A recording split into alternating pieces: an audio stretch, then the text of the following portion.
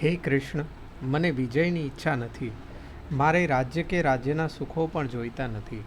હે ગોવિંદ, અમારે રાજ્યને શું કરવું છે? ભોગોથી શો હેતુ સિદ્ધ થશે અને જીવતા રહેવાથી પણ શો લાભ મળશે?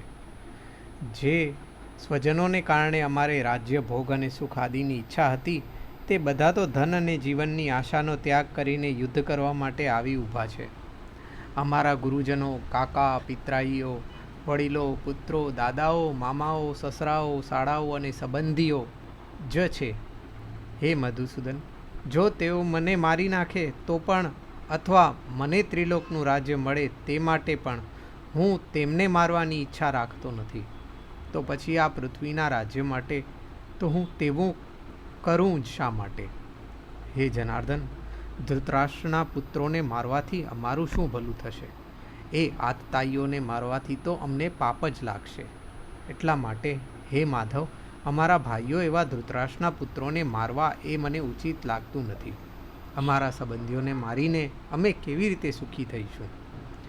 અર્જુન કહે છે કે સ્વજનોનો વધ કરવાથી અમને શું લાભ થશે? જુઓ તો ખરા કેવી ઉદાત્ત ભાવના છે અર્જુનની. અર્જુનની વાત સાચી છે.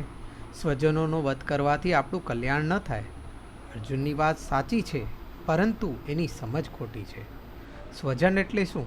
કેવળ રક્ત સંબંધને કારણે સ્વજન થવાતું નથી.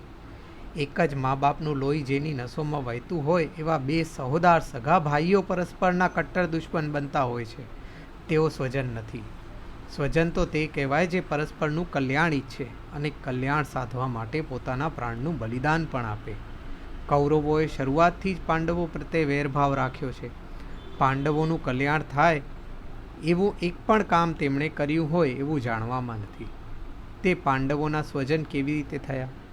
અહીં તો પ્રકટપણે દેખાય છે કે અર્જુનને થયેલ મોહને કારણે તેની વિવેક શક્તિ કુંઠિત બની ગઈ છે. જે કૌરવોએ ભીમને વિષ આપ્યું, દ્રૌપદીની લાજ લેવા પ્રયત્ન કર્યો, પાંડવોને લક્ષાગૃહમાં બાળ્યા, કપટથી તેમનું રાજ્ય છીનવી લઈને તેમને ભટકતા કરી મૂક્યા, તે કૌરવો જો પાંડવોના સ્વજન હોય તો સ્વજનની વ્યાખ્યા બદલવા માટે આપણે તૈયાર રહેવું પડશે. અર્જુન કહે છે કે મારે વિજય ન જોઈએ, તો શું તે સર્વથા બંધનમાં રહેવા ઈચ્છે છે?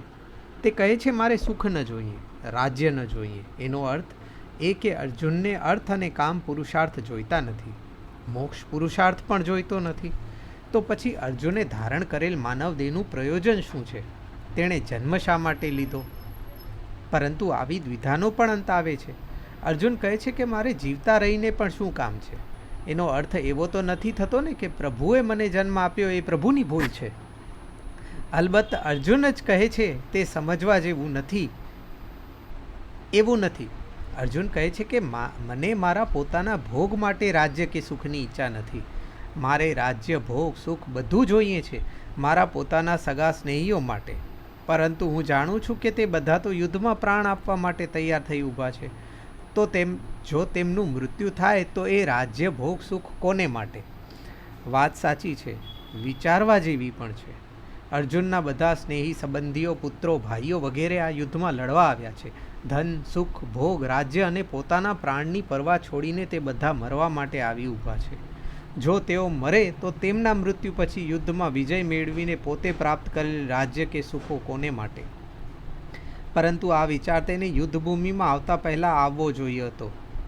અત્યારે અર્જુનને લડવાનું છે, રાજ્ય, સુખ કે ભોગની પ્રાપ્તિ અર્થે નહીં, પરંતુ કર્તવ્ય પાલન માટે, અન્યાયના પ્રતિકાર માટે, આતતાઈઓના વધ માટે. એ એની પવિત્ર ફરજ છે. પરંતુ સ્વજનોનો મોહ તેને તેની ફરજમાંથી ચલિત કરી દે છે. અલબત્ત કૌરવોના સ્વરૂપને સારી રીતે જાણે છે. તે જાણે છે અને જાણે છે એટલે કહે છે કે કૌરવો આતતાઈઓ છે. સ્મૃતિકારોએ કહ્યું છે કે આતતાઈઓના વધ કરવો.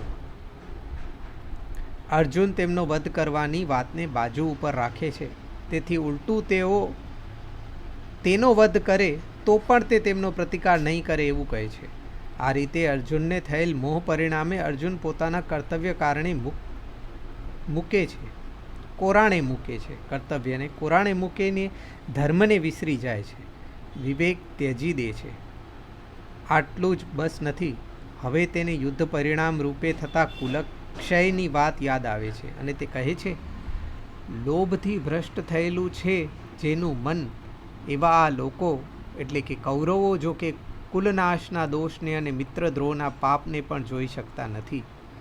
તેમ છતાં હે જનાર્દન, કુલનો નાશ કરવાથી જ દોષ થાય તે જાણી શકનાર અમારે તેવા પાપથી દૂર રહેવાનો વિચાર શા માટે ન કરવો? અર્જુનની વિચારધારા મોહરૂપી અજ્ઞાનથી પ્રેરિત હોવા છતાં બહુ સ્પષ્ટ છે. અર્જુન કહે છે, સાંભળો જનાર્દન, આ કૌરવો લોભી છે, દુષ્ટ છે. લોભને કારણે કુલક્ષય અને મિત્રદ્રોહ જેવા પાપ કરવા તૈયાર થયા છે. તેથી શું એવું સિદ્ધ થાય છે કે અમારે પણ પાપ દોષને ન જોવા અને એવા દોષ પાપમાંથી નિવૃત્ત થવા માટેનો ઉપાય ન કરવો? લોભી માણસને કોઈ પણ ખરાબ કામ કરવામાં પાપ દેખાતું નથી અને યેન કેન પ્રકારે તે એવું કામ કરે જ છે. પરંતુ જે સદ્ગુણી છે, પાપ પુણ્યને જાણે છે, તેવા લોકોએ જ્યાં દોષ અને પાપ થવાનો સંભવ દેખાય ત્યાં તે જોઈને તેને દૂર કરવાનો ઈલાજ કરવો જોઈએ. કુલક્ષય, મિત્રદ્રોહ, પિતૃદ્રોહ, ગૃહહત્યા, ગુરુહત્યા, બંધુવધ અને સંતાનવધના બધા મહાભયંકર પાપ છે. એક પૃથ્વીના શુદ્ર રાજ્ય માટે શું આવા ભયંકર પાપ અમારે કરવા? આ યુદ્ધ કરવાથી અમારાથી જે મહાભયંકર પાપ થશે તેના ફળ અમારે ભોગવવા પડશે, તેમાં કોઈ સંદેહ નથી. અર્જુનના મનમાં આવા બધા વિચારો આવે છે, પરંતુ તે બધા એક પક્ષીય વિચારો છે. પાંડવોએ આ યુદ્ધ ટાળવા માટે, યુદ્ધમાં થતા આવા બધા પાપોને ટાળવા માટે પોતાનાથી બનતા બધા પ્રયત્નો કર્યા જ છે. યુદ્ધને ટાળવા માટે તેમણે ફક્ત 5 જ ગામ માંગ્યા હતા. તેઓ અડધા રાજ્યના સ્વામી હતા, છતાં 5 ગામો મેળવી સંતોષ પામવા તૈયાર હતા. પરંતુ કૌરવો તેમને 100ની અણી જેટલી જમીન આપવા પણ તૈયાર ન થતા. જો તેમ છે તો પછી આ યુદ્ધમાં થતા પાપના મહદઅંશે ભોગતા કૌરવો જ ગણાય. અર્જુન ઉપર તો આ યુદ્ધ લાદવામાં આવ્યું હતું. આ રીતે જોતા અર્જુનની વાત સાચી અને વિચારવા યોગ્ય હોવા છતાં તે જ્ઞાનયુક્ત નથી. હવે અર્જુનને યુદ્ધના પરિણામ રૂપે થતા કુલક્ષયનું કુલ, સમાજ, જાતિ અને સૌ કોઈ ઉપર પડતું મહાઘાતક પરિણામ દેખાય છે અને તે ભગવાનને કૃષ્ણને કહી સંભળાવે છે કે કુલનો નાશ થવાથી સનાતન પરંપરાગત કુલ ધર્મ નષ્ટ થઈ જાય છે અને કુલના ધર્મો નષ્ટ થવાથી આખી કુલ ઉપર અધર્મનો પ્રભાવ પડે છે. હે કૃષ્ણ, પાપ અતિશય વધી જવાથી કુલની સ્ત્રીઓ દૂષિત થઈ જાય છે, દુરાચારી થઈ જાય છે. અને હે વાર્ષ્ણેય, સ્ત્રીઓ દુરાચારી થાય તો તેમની પ્રજા વર્ણશંકર થાય છે. વર્ણશંકર પ્રજા થતાં કુલ ઘાતકી પુરુષ અને તેનું આખું કુલ નરકમાં જાય છે અને પિંડ પ્રદાન તથા જલ તર્પણ આદિ ક્રિયાઓ લુપ્ત થવાથી તેમના પિતૃઓને પતિત બને છે. કુલ ઘાતીઓના આવા વર્ણશંકર પ્રજા કરનાર દોષોથી સનાતન કુલધર્મ અને જાતિ ધર્મનો લોપ થાય છે. હે જનાર્દન, જેનો કુલધર્મ નષ્ટ થયો છે એવા મનુષ્યનો અનંતકાળ સુધી નરકમાં નિવાસ થાય છે એવું મેં સાંભળ્યું છે. અહો, એ ખરેખર શોકની વાત છે કે અમે બુદ્ધિમાન હોવા છતાં આવું મહાન પાપ કરવા માટે તૈયાર છીએ અને રાજ્ય સુખની લાલસાથી અમારા કુળને, ભાઈઓ સ્વજનોને મારવા માટે તૈયાર થયા છીએ. હવે અર્જુન કુલક્ષયનું અતિ ઘાતક પરિણામ શું છે તે ભગવાનને કહી બતાવે છે. પરંતુ તે પહેલાં 2 વાતો સમજી લઈએ. યુદ્ધમાં સામાન્ય રીતે યુવાન વર્ગ ભાગ લે છે. વૃદ્ધો અને બાળકો પણ, દાદા ભીષ્મ અને દ્રૌપદી પુત્રો કે અભિમન્યુ ભાગ લે છે, પરંતુ તે અપવાદ રૂપે. યુવાન કોણ ગણાય? વાત્સ્યાયનજીએ પૂછો.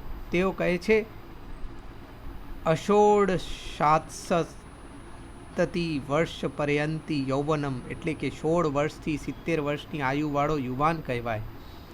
યુદ્ધમાં યુવાનો ભાગ લે છે અને તેમાં મોટાભાગના યુવાનો મરી ફીટે છે. તેથી રાષ્ટ્રનું યૌવન ધન નષ્ટ થાય છે. બીજી વાત, મહાભારતના યુદ્ધમાં બંને પક્ષની મળીને 18 અક્ષિણી સેના યુદ્ધ કરવા માટે થઈ ઊભી હતી. એક અક્ષિણીનું પ્રમાણ 21,870 હાથી, 21,870 રથ, 65,610 અશ્વ, 1,09,350 પાડા, તેથી કુલ 2,18,700 યોદ્ધાઓ એક અક્ષૌહિણીમાં હોય તથા 18 અક્ષૌહિણી સેનામાં કુલ 40 લાખ વીર પુરુષો એક સાથે એક મેદાનમાં લડવા માટે ઊભા હશે. એ 40 લાખ વીર પુરુષોમાં મોટા ભાગના તો યુવાનો હશે. ભારતીય સભ્યતાની જીવંત મૂર્તિઓ રૂપી તે યુવાનોમાંથી યુદ્ધને અંતે કેટલા બચ્યા હતા તે તમે જાણો છો? જે બચ્યા હતા તેટલાને ગણવા માટે આંગળીના વેઢા વધારે પડે, કેવળ આંગળી વડે ગણી શકાય એટલા, એટલે કે 8-10 બચ્યા હતા. 5 પાંડવો અશ્વત્થામા કૃપાચાર્ય જેવા બચ્યા, બાકીના બધા મરી પરવર્યા. તાત્કાલીન ભારતીય સભ્યતા નષ્ટ થઈ ગઈ. મહાભારતનું યુદ્ધ ભારતવ્યાપી યુદ્ધ હતું. ભારતના બધા ભાગોમાંથી વીર પુરુષો લડવા આવ્યા હતા. તેમના મળતા ભારતીય સભ્યતા મરી પરવરી હશે. બચ્યા કેટલા હશે? બુઢાઓ, બાળકો અને સ્ત્રીઓ અથવા પુરુષાર્થી યુવાનો. આ પ્રકારે મહાયુદ્ધ થતાં રાષ્ટ્રીય સભ્યતા, જાતીય પરંપરા અને કુલ પરંપરા તૂટી જાય છે. રાષ્ટ્રને ભારે હાનિ પહોંચે છે. અર્જુન તે હાનિનું વર્ણન કર્યું છે. જે બાળકો રહ્યા હશે તે સભ્યતાથી અજાણ્યા હોઈ સભ્યતાની રક્ષા નહીં કરી શકે. તેઓ સંસ્કારહીન યુવાનો બનશે. જે સ્ત્રીઓ બચી હશે તેમાંની જે ગર્ભવતી હશે તેમના ગર્ભસ્થ શિશુ ઉપર આર્યત્વનું સંસ્કારનું સિંચન કોણ કરશે? પતિ મળતા વિધવા બનેલી થોડીક સ્ત્રીઓ સતી બનશે. બીજી સ્ત્રીઓ વૈધવ્યનું પાલન કરશે. જે એવું કેવી રીતે માની શકાય? યુવાનીનો દેહધર્મ છે કામાચાર. તેઓ વ્યભિચારમાં પ્રવૃત્ત નહીં થાય તેવું કેવું મુશ્કેલ છે.